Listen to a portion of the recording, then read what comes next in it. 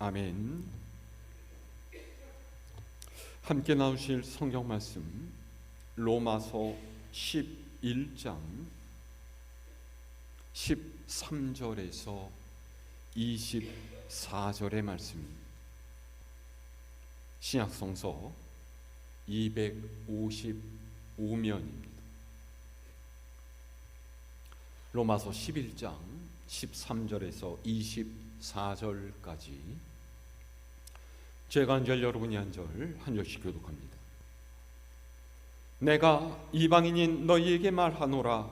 내가 이방인의 사도인 만큼 내 직분을 영광스럽게 여기노니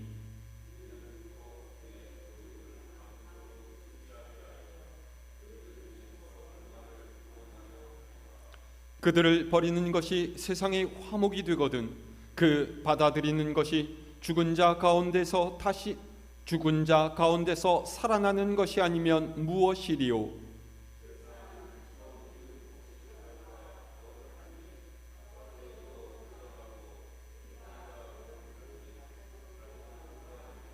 또한 가지 얼마가 꺾이었는데 돌 감람나무인 네가 그들 중에 접붙임이 되어 참 감람나무 뿌리의 진액을 함께 받는 자가 되었은즉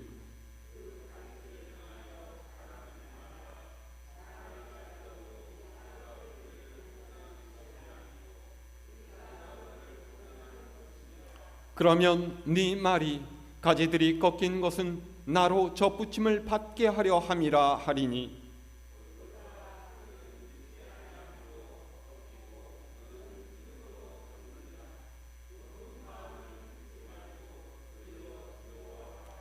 하나님이 원가지들도 아끼지 아니하셨은즉 너도 아끼지 아니하시리라.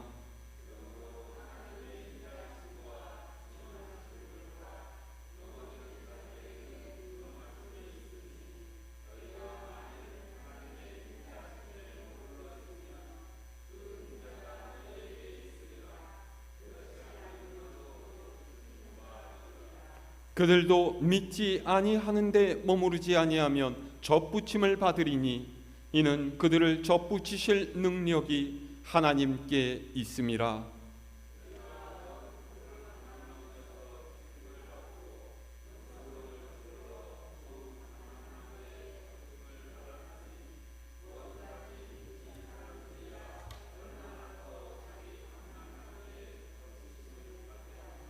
아멘. 할렐루야.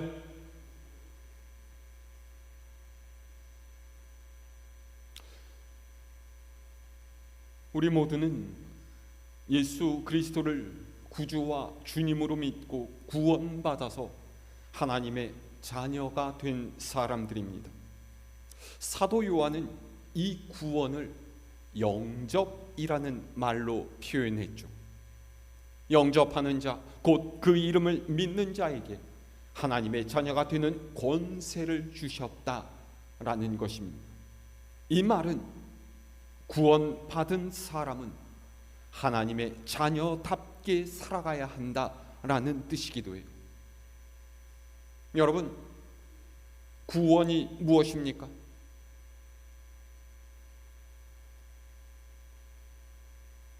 구원이 뭐예요? 너무나 우리가 많이 들어본 말이고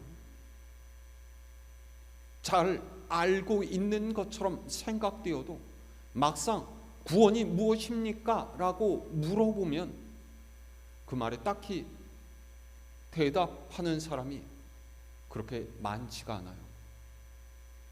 구원은요, 예수 그리스도께서 나의 죄를 속량하신 구세주이심을 인정함으로써 지금까지 걷던 죄와 멸망의 길이 아닌 은혜와 생명의 길로 걸어갈 수 있게 된 것을 뜻합니다.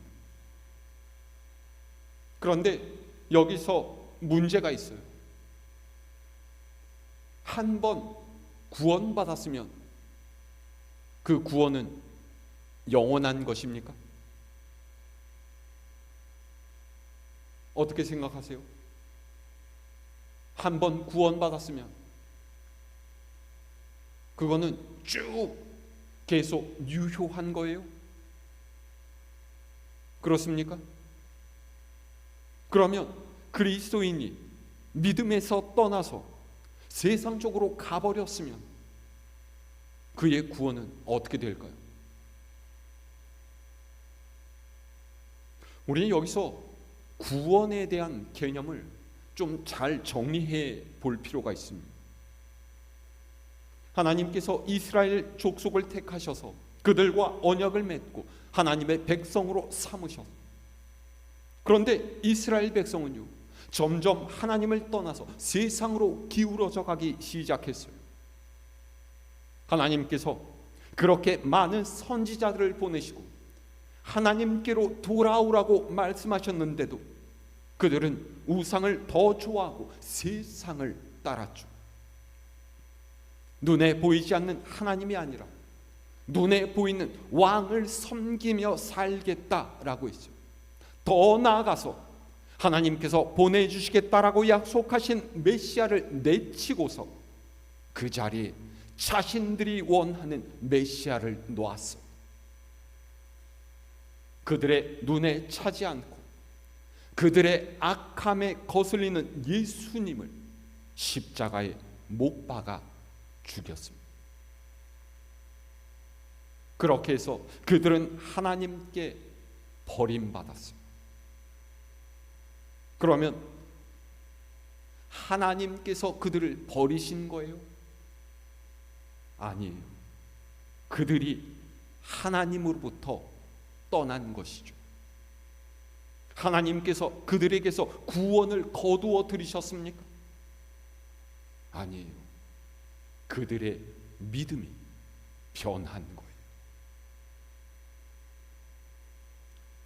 우리가 종종 오해하는 것은 행함과 믿음은 별개라고 여기는 것입니다. 하지만 이 행함은 믿음과 전혀 상관없는 것이 아니에요. 행함은 믿음이 밖으로 표현되는 통로죠. 행함이 없다라는 것은요, 믿음이 없다는 말과 다르지 않습니다. 자주 말씀드리지만 우리가 교회에 등록해서 교인이 되고 주일마다 예배를 드리고 직분을 받고 그런 것으로 믿음으로 산다고 생각해서는 안 된다는 거예요. 여러분, 신앙생활이란 말이 무엇입니까? 신앙은 곧 생활이라는 거예요. 믿음대로 산다라는 것이죠. 믿음과 삶, 이 두 가지를 따로 떼어놓고 분리해서는 안 돼요. 그래서 구원은 지금 내 삶의 자리에서 주님과 동행하면서 그분과의 깊은 사귐 속에 거하는 거예요. 이것이 구원받은 사람의 삶인 것이죠. 그러면 또 생각해 볼까요? 예수님을 거부했던 유대인들은 이제 완전히 하나님께 버림받았습니까? 다시는 하나님의 백성이 될 수가 없는 걸까요? 그렇지 않습니다. 하나님께서는 그분의 백성을 쉽게 버리시지 않아요. 하나님께서는 유대인들 각자에게 은혜를 주셨고요, 여전히 하나님의 부르심에 응답하면서 돌아오기를 기다리고 계시죠. 단지 이스라엘뿐만이 아닙니다. 하나님의 형상대로 지으심을 받은 모든 이들이 구원의 길로 돌아오기를 하나님께서는 원하고 계셔요. 그래서 이런 바탕에서 사도 바울이 이방인의 구원에 대해서 설명하고 있는 거예요. 자, 오늘 말씀 위로 올라가서요, 11절에서 12절 말씀 우리 함께 읽어볼까요? 시작. 그러므로 내가 말하노니 그들이 넘어지기까지 실족하였느냐? 그럴 수 없느니라. 그들이 넘어짐으로 구원이 이방인에게 이르러 이스라엘로 시기나게 함이니라. 그들의 넘어짐이 세상의 풍성함이 되며 그들의 실패가 이방인의 풍성함이 되거든 하물며 그들의 충만함이리요. 아멘. 바울이 뭐라고 합니까? 이방인들에게 복음이 전해지고 그들이 구원받은 백성이 되는 것은 이스라엘을 시기나게 하려는 것이 있다라는 거죠. 여기서 시기나게 한다라는 표현은요, 본래 하나님의 백성인 그들이 복음으로 돌아오게끔 하려는 하나님의 은혜라는 뜻이기도 합니다. 11절 상반절 보세요. 그들이 넘어지기까지 실족하였느냐? 그럴 수 없느니라 라는 말은요, 아직 완전히 넘어지지 않았고 그들을 향한 하나님의 역사도 끝나지 않았다라는 거예요. 유대인들에게도 아직 기회가 남아있다라는 것이죠. 이스라엘이 회개하고 돌아오기를 하나님께서는 아직도 기다리신다라는 거예요. 그들이 넘어진 것이 세상을 더욱 풍성하게 하고 그들이 실패한 것이 이방인을 구원으로 이끌었는데 하물며 그들이 복음으로 충만해지게 되면 얼마나 더 큰 하나님의 역사가 펼쳐지겠느냐. 바울이 이렇게 이야기를 하고 있죠. 이런 측면에서 바울은 이방인들에게 그들이 받은 구원에 대해서 어떻게 여겨야 하는지를 오늘 말씀에서 이야기하고 있습니다. 자, 13절에서 15절까지 함께 읽습니다. 시작. 내가 이방인인 너희에게 말하노라. 내가 이방인의 사도인 만큼 내 직분을 영광스럽게 여기노니 이는 혹 내 골육을 아무쪼록 시기하게 하여 그들 중에서 얼마를 구원하려 함이라. 그들을 버리는 것이 세상의 화목이 되거든 그 받아들이는 것이 죽은 자 가운데서 살아나는 것이 아니면 무엇이리요. 아멘. 바울이 말하는 것이 무엇입니까? 내가 이방인에게 복음을 전하고 구원받게 하는 직분을 받은 것을 영광스럽게 생각하는 것은 이것으로서 동족인 유대인들을 시기하게끔 해서 그들을 하나님께 돌아오게 하려 함이라 라는 거예요. 모세의 율법만을 고집하는 그들을 버리고 그리스도의 복음을 전하는 것이 하나님과 세상을 화목하게 하는 일이 될지인데 그들이 회개하고서 주님께 돌아오게 된다면 그거야말로 죽은 사람을 다시 살려내시는 하나님의 놀라운 역사가 아니겠느냐 그러는 거죠. 그러니까 바울은 이방인 선교에 대한 자기의 사역을 귀하게 여기면서도 그것은 본래 하나님의 백성인 유대인들이 하나님께로 돌아오는 일에 기여하는 것이다 라고 설명하고 있어요.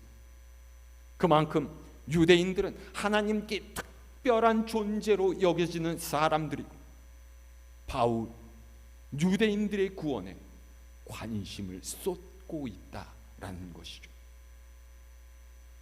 자, 바울이 유대인들을 어떻게 생각하는 그 아래 말씀 살펴볼까요? 16절에서 17절 말씀. 시작. 제사하는 처음 익은 곡식가루가 거룩한즉 떡덩이도 그러하고 뿌리가 거룩한즉 가지도 그러하니라. 또한 가지 얼마가 꺾이었는데 돌 감람나무인 네가 그들 중에 접붙임이 되어 참 감람나무 뿌리의 진액을 함께 받는 자가 되었은즉. 아멘. 바울이 뭐라고 합니까? 하나님께 드리는 첫 곡식의 가루가 거룩하니 그 가루로 만든 떡도 거룩하다라고요. 나무의 생명의 근원인 뿌리가 거룩하며 거기에서 뻗어나온 가지 또한 거룩하다 그러죠. 또 뭐라고 하죠? 참 감람나무인 이스라엘의 가지가 꺾여나간 자리에 돌 감람나무인 이방인 너희가 접붙임을 받아서 그 뿌리의 진액을 함께 받게 되었다 그래요. 그러니까 이 모든 비유는요, 이스라엘 백성이 본래 하나님께서 택하시고 구별하신 이들이었는데 안타깝게 그들이 하나님께 치신 바가 되어서 떨어져 나갔기 때문에 복음을 받아들인 이방인들이 그들 대신 하나님의 구원을 받을 수 있었다, 이런 말입니다. 그러니까 너희는 본래 스스로 구원받을 수 있을 존재들이 아니라 본래 구원받아야 할 이스라엘이 하나님께로부터 벗어났기 때문에 그 수혜를 대신 받았다라는 것을 알라는 거죠. 근데 이렇게 말하면요, 이 말을 듣고 있는 이방 그리스도인들 입장에서는 되게 기분이 나쁠 수도 있지 않겠습니까? 우리는 대타인 거야? 땜빵인 거야? 이렇게 생각할 수 있지 않겠어요? 왜 바울이 이렇게 유대인들을 편들고 있어요? 우리는 이 뒤의 말씀에서 어떤 일이 있었기 때문이라는 것을 추측해 볼 수가 있죠. 자, 18절에서 21절의 말씀. 시작. 그 가지들을 향하여 자랑하지 말라. 자랑할지라도 네가 뿌리를 보존하는 것이 아니요 뿌리가 너를 보존하는 것이니라. 그러면 네 말이 가지들이 꺾인 것은 나로 접붙임을 받게 하려 함이라 하리니 옳도다. 그들은 믿지 아니함으로 꺾이고 너는 믿음으로 섰느니라. 높은 마음을 품지 말고 도리어 두려워하라. 하나님이 원가지들도 아끼지 아니하셨은즉 너도 아끼지 아니하시리라. 아멘. 사도 바울이 개척했던 에베소나 빌립보 혹은 고린도 교회 등등에는요, 유대인 그리스도인들과 이방인 그리스도인들이 함께 섞여 있었을 거예요. 근데 여러분 생각해 보세요. 출신이 다르고 문화가 다르고 생각하는 이들이 다 다른데 그들이 함께 지내기가 쉬웠겠습니까? 게다가 본래 유대인들은요, 이방인을 그렇게 달갑게 생각하는 사람들이 아니었었죠. 그러니 아마도 이런 저런 문제들로 유대인들과 이방인들 사이에 갈등이 있었고요, 다툼도 때때로 일어났을 거예요. 그리고 이런 모습은 비단 이방 교회들뿐만이 아니라 로마 교회에도 있었던 상황이었겠죠. 그래서 바울이 이방인 그리스도인들에게 유대인들 앞에서 자랑하지 말라 당부하고 있는 거예요. 18절 보세요. 네가 뿌리를 보존하는 것이 아니라 뿌리가 너를 보존한다 라고 그랬잖아요. 뿌리란 유대인들부터 이어져 내려온 여호와 하나님을 믿고 섬기는 신앙 전통입니다. 그러니까 초대교회와 유대교와 신앙은 다를지라도 분명히 유대교로부터 혜택을 받았다라는 것을 알고 너희는 유대인들을 업신여겨서는 안 된다라는 거예요. 자, 그러니까 이방인들이 뭐라고 한다고요? 가지들이 꺾인 것은 나로 접붙임을 받게 하려는 하나님의 뜻이 아니냐, 그렇게 물어요. 그러니까 유대인들이 하나님께로부터 떨어져 나간 것은 하나님께서 이제는 유대인들이 아닌 이방인들로 하나님의 백성이 되게 하시려는 뜻이 있어서가 아니겠느냐, 이런 말이죠. 바울이 뭐라고 해요? 맞다는 거예요. 그들은 주님을 믿지 않았기에 꺾어졌고 너는 믿기에 하나님의 백성이 되었다. 그러니 잘난 척 하지 말고 두려워해라. 원 가지도 꺾으신 하나님께서 접붙인 가지 꺾기를 아까워하시겠느냐, 그런 거예요. 이 말씀에서 우리는 신앙생활의 첫 번째 원리를 알게 됩니다. 뭘까요? 자랑하지 않는 거예요. 구원은 내 힘으로 받은 것이 아니라 전적인 하나님의 은혜예요. 여러분, 우리 중에서 구원받을 자격이 있어서 구원받은 사람이 있습니까? 아무도 없어요. 그런데 무슨 자랑할 게 있겠어? 구원뿐만 아니라 우리가 가지고 있는 것들도 마찬가지예요. 여러분, 가진 것들 자랑하지 마십시오. 내가 사업을 해서 얼마나 어떻게 부유하든지, 또는 내 자녀가 뭘 하고 어떻게 살건 간에 그것들은 여러분들이 이루어낸 것이 아니에요. 하나님의 뜻대로 살라고 하나님께서 여러분들에게 주신 것이죠. 그런데 그것을 내가 해낸 것처럼 자랑하면 하나님이 드러나는 것이 아니라 내가 드러나게 되는 거예요. 이런 자랑은 교만이고 하나님께서 미워하시는 거예요. 여러분의 삶을 자랑이 아닌 감사로 채워가시기를 바랍니다. 자, 두 번째 신앙 원리는 무엇입니까? 높은 마음을 품지 말고 두려워하라 그랬어요. 우쭐대지 말고 하나님을 경외하며 그분께서 원하시는 대로 살라는 거죠. 두렵고 떨림으로 구원을 이루어 가라라는 거예요. 왜 그렇게 해야 합니까?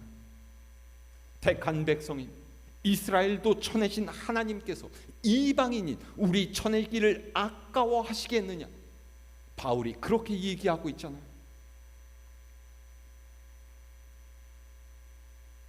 보세요. 이스라엘 백성이 하나님께 버림받은 것은요, 그들이 과거에 붙잡혀서 오늘을 등한히 했기 때문이에요. 우리의 조상은 아브라함이야. 하나님께서 우리를 택하시고 기적을 행하셔서 구원해 주셨지. 야, 우리는 하나님께 율법도 받았어. 너 이런 거 있어? 근데 이게 언제적 이야기입니까? 옛날 일만 내세우면서 지금 믿음으로 살기는 게을리했던 거예요.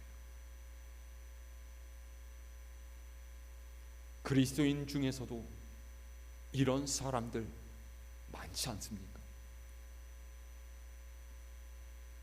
제가 신방을 하다 보면은요, 자신이 겪은 옛날 일들을 주저리 꺼내놓으신 분들이 있어요. 초등학교 때 학교 다닐 때 얘기부터 시작해서요, 결혼해서 아기 낳고 한 1시간 동안 이게 쫙 끊어지지도 않아요. 문제는 길게 얘기하는 게 아니에요. 그렇게 은혜 받은 경험을 이야기하면서 지금은 전혀 믿음대로 사는 것처럼 보이지 않는다라는 거죠.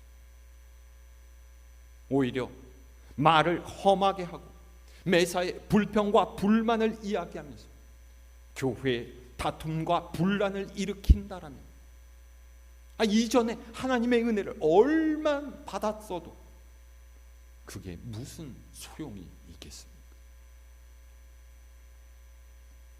매일 주님과 더 깊은 관계로 나아가려고 애쓰지 않는다면 우리 또한 자랑과 높은 마음에 사로잡힐 수 있다는 것, 여러분 잊지 마시기를 바랍니다.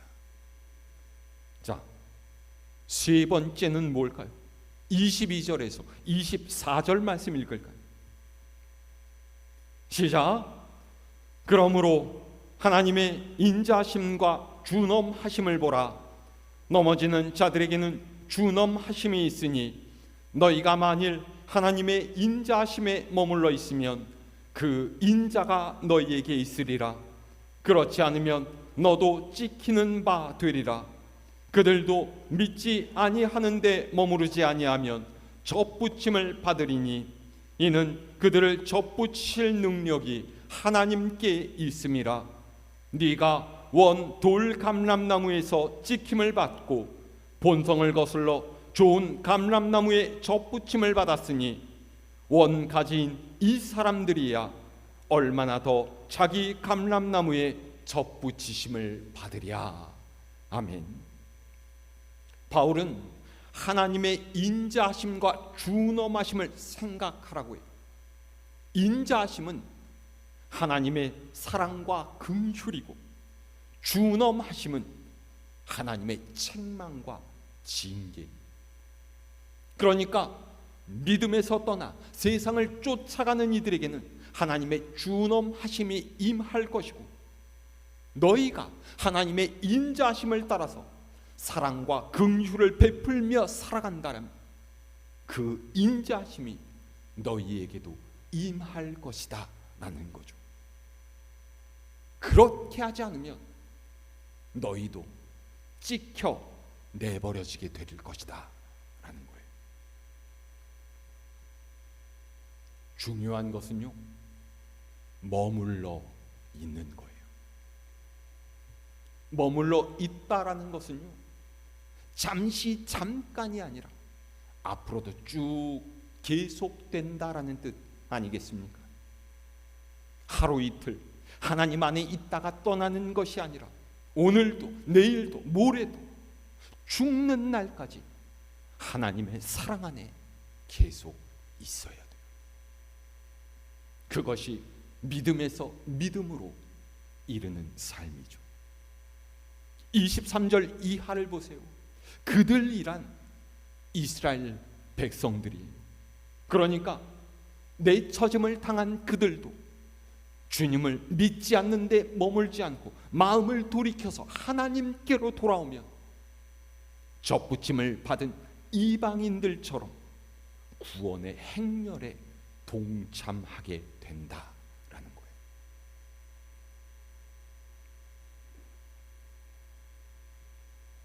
그래서 오늘 말씀의 핵심은 하나님 안에 머물러 있는 거예요.